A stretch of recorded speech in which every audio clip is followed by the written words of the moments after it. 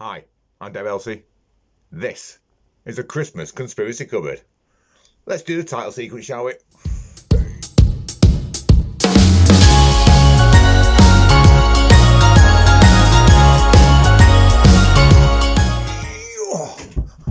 Yeah, okay, stay there.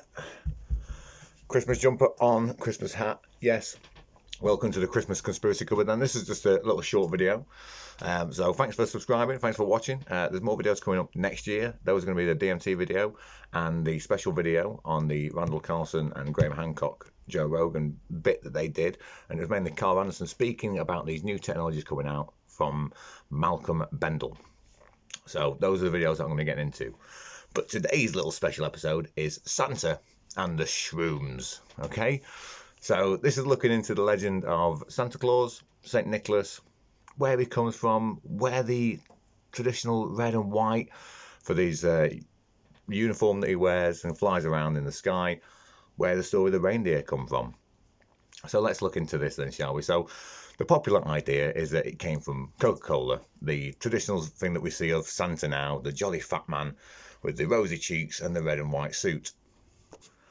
So these came from the Coca-Cola adverts then, done by Haddon Sundelbaum. There you go, you got an outtake. The illustrator of so many Coke's well-loved ads of that period. There was an early illustrator, Thomas Nast, who drew best-known early depictions of Santa Claus or Saint Nicholas, who was actually back then depicted as a small gnome or an elf-type creature, but he still wore a red and white, but it was red and white spotted suit with little black boots. So, where does he get his distinctive look from? I mean, Santa rocking up in a pair of jeans and a Led Zeppelin t-shirt, you know, on a Harley Davidson doesn't ring out Christmas, does it? But the red and white suit, traditional sack being carried, coming down your chimney, flying on the reindeer. So it goes back further, obviously, than Coca-Cola, than St. Nicholas even. The answer, according to anthropological research in recent decades, is that it comes from ancient indigenous Arctic Circle dwellers, the Kamchadlins and the Korakas of Siberia, which does actually mean that Santa does traditionally come from the North Pole.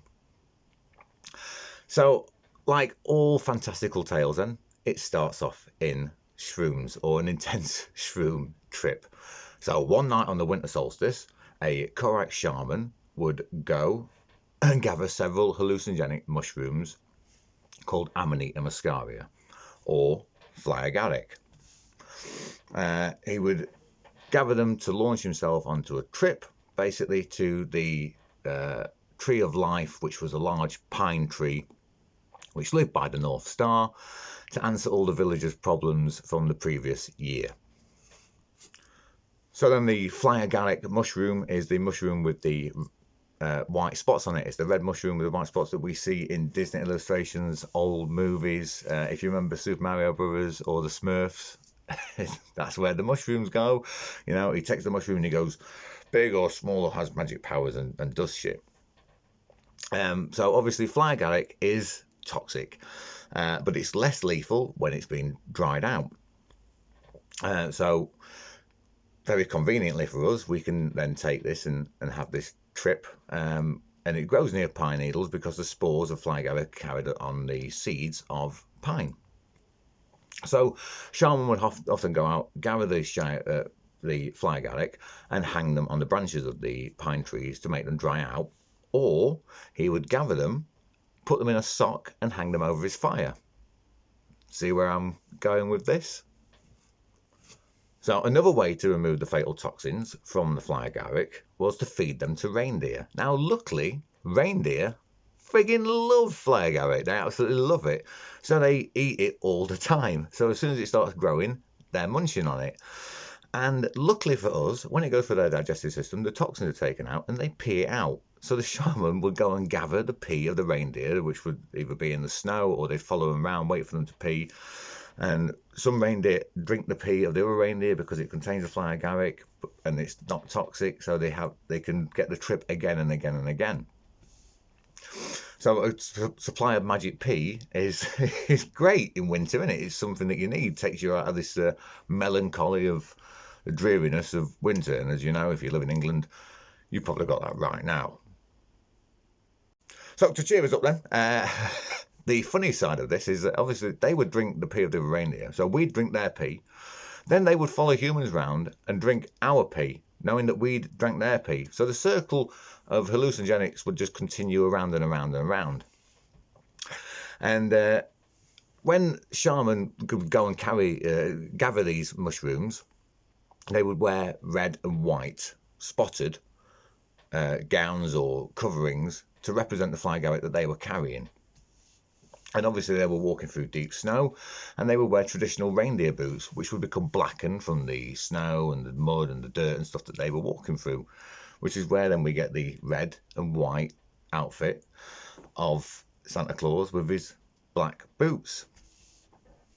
He'd then gather the fly agaric and the reindeer pee into a large sack and would return to his yurt, the traditional housing of the people at the time. Where some people would be gathered in the yurt, and he would visit other yurts around the area as well. Now, how would he get in to these yurts when they're covered in snow, so the doorways are covered up and people are huddled inside? He'd go down the chimney. So the top of the yurt has a hole where the smoke comes out from the fire, and the fire pit would be in the centre. So the shaman would climb up the yurt, go through the hole, slide down the pole in the middle, over the fireplace, and deliver everyone some fly agaric mushrooms, some reindeer pee, maybe some gifts. I don't know. I mean, what's better than getting hallucinogenics at Christmas? I mean, could you just imagine how much more fun Christmas would be with some hallucinating the fact that you've just got a guitar in front? Well, hello, Siren. How are you? So, interestingly, in addition to causing hallucinations, fly agaric actually increases muscular strength. So it's like having an adrenaline rush or some kind of near-death experience where you increase strength and, you know, you've got power behind you, basically. So this would also work not just on humans, but on the reindeer eating them as well. So as the reindeer eat the fly agaric, they would then leap and prance around and jump really frigging high in the air and make it look like they were flying. And obviously to the reindeer, they thought they probably were flying because they're hallucinating on fly agaric mushrooms, having this intense experience, being watched by the humans who are watching them leap great distances, believing them to be flying. So they're high, we're high, everyone's high.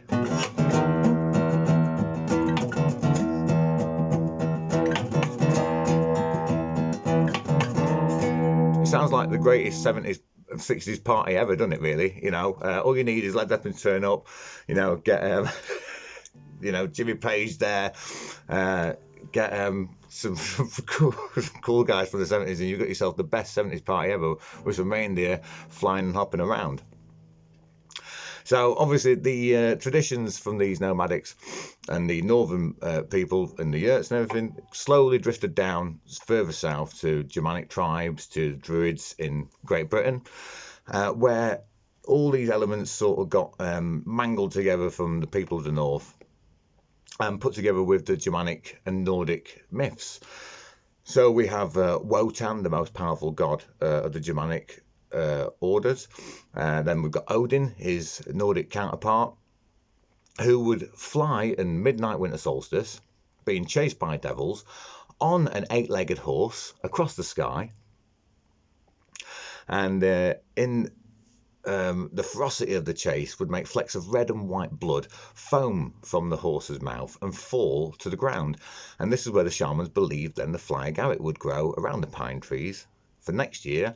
So then they would go and carry them together, gather them for next year's harvest. And obviously, as the traditions broke down from the 8-legged horse, we then get 8 reindeer, 8 prancing flying reindeer that people are seeing flying around, you know, jumping in front of them and jumping through the sky.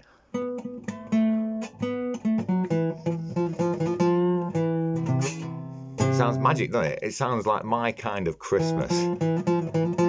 Round the story off to get to where we are today. It crossed the pond with the early English settlers with an injection of the Dutch traditions with Saint Nicholas, who small Dutch children called Sinterklaas. I hope I got that pronunciation right of it.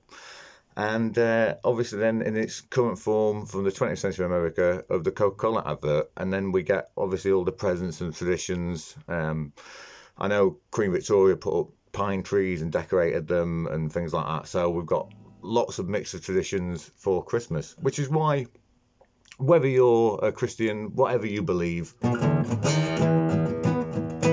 Christmas really isn't about, you know, Jesus or anybody. It's about love. It's about coming together. I'm not taking anyone's traditions away from them. So if that's what you celebrated for, fantastic. But I think you would all agree with me that it's not just about the presents. It's about coming together for everyone.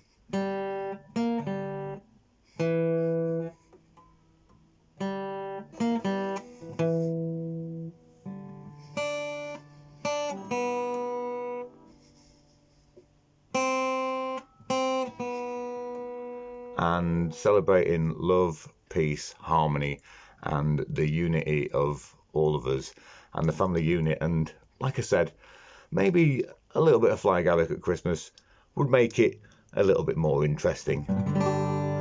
So from me, Dave Elsie, Mischief, Siren, we're going to be signing off in a moment. But once again, I just want to say thank you very much for subscribing. Give us a like. These upcoming videos, I'm doing some research on for us at the moment, like I said. So they'll be coming up after Christmas because obviously it's Christmas and I won't be doing any videos. But I just wanted to give you guys just a little bit of fun information at Christmas about the origins of Santa Claus and his bag of shrooms. I think everyone can agree that that would be a much better present at Christmas, wouldn't it?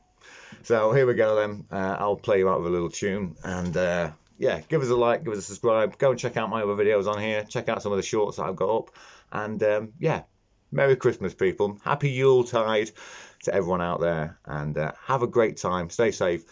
Drink responsibly. And if you are going to take anything else, just make sure you know what you're doing. So from me, Dave Elsie, Mischief, signing out.